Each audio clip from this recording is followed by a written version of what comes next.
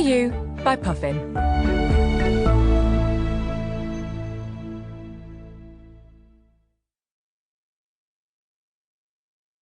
Kiki's Delivery Service by Eiko Kadono. Read by Mai Guest. The Secret of the Magic. A note from the author. Kiki's Delivery Service was inspired by one of my daughter's drawings. It was a picture of a witch flying through the sky, listening to a radio. Musical notes danced around her. It reminded me of photos of New York City from a bird's eye view that I'd seen in Life, an American magazine. They were beautiful images, and I felt there was a story there. If I wrote about a witch like the one my daughter drew, I could see the world through the eyes of a bird.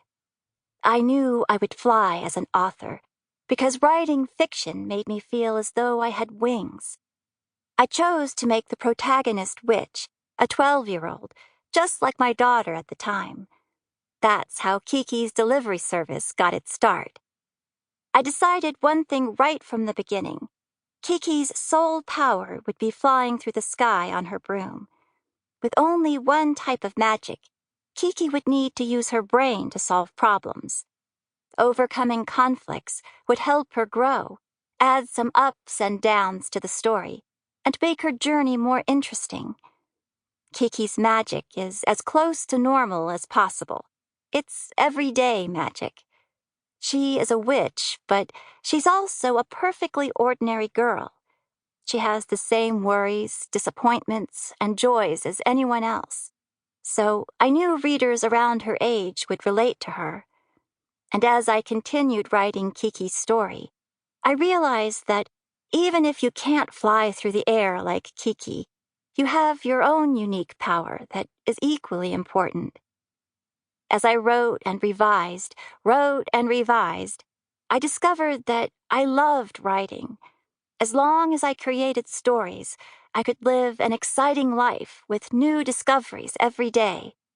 And I decided that, if nothing else, I would continue writing as long as I live. I'll never forget the peace of mind I felt at that moment. I sensed the magic inside myself. I've come to believe that everyone has some type of magic inside them. If a person can find their magic and lovingly cultivate it, they'll truly feel alive every day. There is magic inside each and every one of you, too. I believe that. Now everyone in the United States can read Kiki's story. As the author, there is nothing that could make me happier. Get ready, as Kiki is prepared to fly from Japan and deliver her story to you. The beginning of the story. Once there was a little town sandwiched between a deep forest and gentle grassy hills.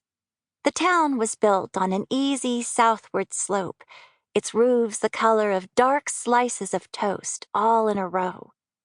Clustered in the center of town, near the train station, were the town hall, the police station, the fire station, and the school.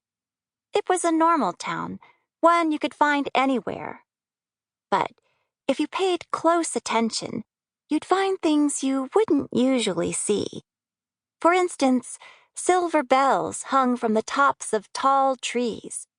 Even when it wasn't storming, these bells sometimes made a racket with their ringing. Then the townspeople would turn to each other and smile, saying, "Little Kiki must have gotten caught again." But how could someone so little ring the bells in the treetops?